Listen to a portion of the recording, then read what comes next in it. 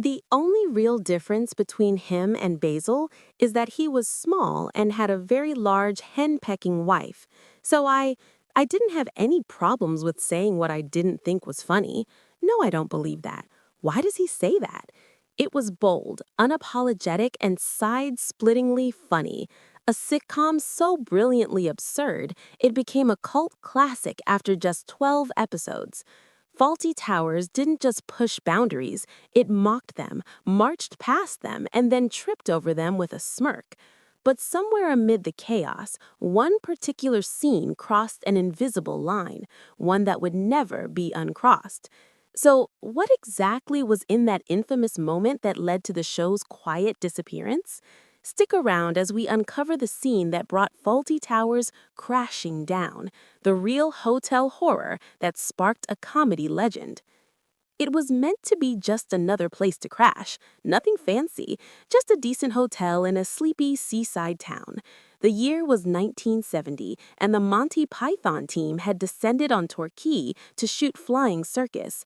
But what they found instead wasn't just accommodation. So next week's definite then, is it? Oh God, well that'll be nice, won't it? I mean, we waited for that ball about as long as Hadrian. No, Hadrian. It was a surreal, borderline absurd lesson in how not to run a hotel, and for John Cleese, it was the birthplace of one of British television's most iconic disasters, Basil Fawlty. Now, imagine this. You walk into a hotel after a long trip, looking forward to rest. Instead, you're met by a man so suspicious and hostile you start wondering if you're being secretly filmed. That was Donald Sinclair, the real-life manager of the Glen Eagles Hotel, who somehow made paranoia and customer service go hand in hand. He wasn't merely rude, he was theatrically erratic. He treated guests like invaders and questioned their every move as though each one might be plotting against him. One moment that left the Pythons in stunned disbelief? Eric Idle had briefly left his briefcase in the lobby. Instead of doing what any sane hotelier might, politely asking who it belonged to, Sinclair assumed the worst. Without hesitation, he grabbed the case and lobbed it over a garden wall, convinced it was a bomb. Not exactly a warm welcome, and certainly not the kind of security policy you'd expect from a hospitality professional. But that wasn't an isolated incident. When Terry Gilliam used his knife and fork the wrong way, Sinclair stormed over to correct his table manners, as though poor utensil etiquette were a criminal offense. Complaints from guests were often met with open contempt. Instead of solving problems, Sinclair added to them, creating an atmosphere that was as comically unbearable as it was real. John Cleese was baffled and amused. Here was a man so impossibly wrong for the job, so unintentionally ridiculous, that Cleese couldn't help but observe him with a comedian's curiosity. There was something oddly brilliant in Sinclair's disaster class in hospitality. Cleese took notes, literal ones. Years later, with co-writer and then wife Connie Booth, he would channel all of that madness into a character who would become a television legend. Basil Fawlty, the hilariously dysfunctional hotel manager at the center of Fawlty Towers, was born not from fiction, but from this bizarre reality. Cleese exaggerated the quirks, of course.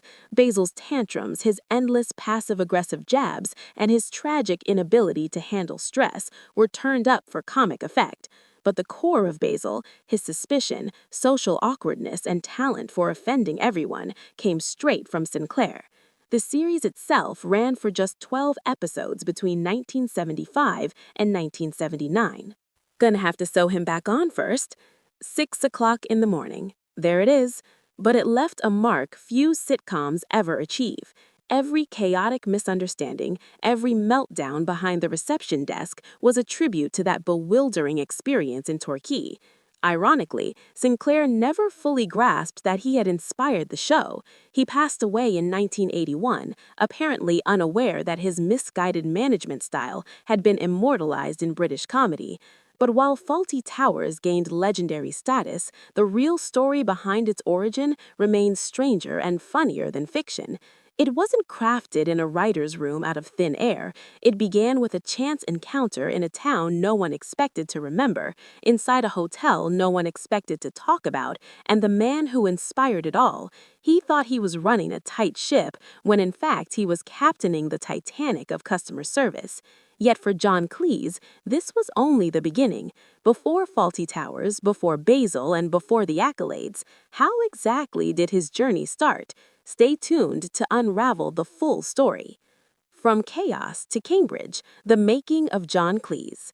Long before the Monty Python madness and Basil Fawlty's hotel disasters, John Cleese was navigating the quiet seaside town of Weston-super-Mare. He was the only child of Reginald Cleese, an insurance salesman with a dislike for the family's original surname, Cheese.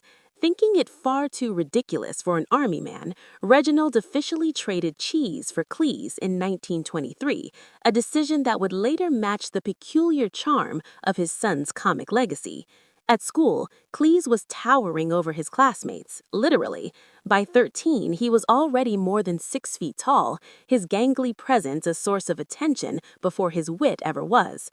But behind the awkward height and the school uniforms, something else was brewing.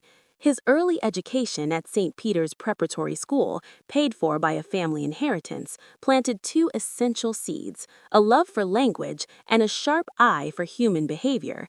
He wasn't just a clever boy, excelling in cricket and boxing. He was already studying the absurdities of life, albeit unknowingly. The classroom, however, wasn't enough to contain his curiosity.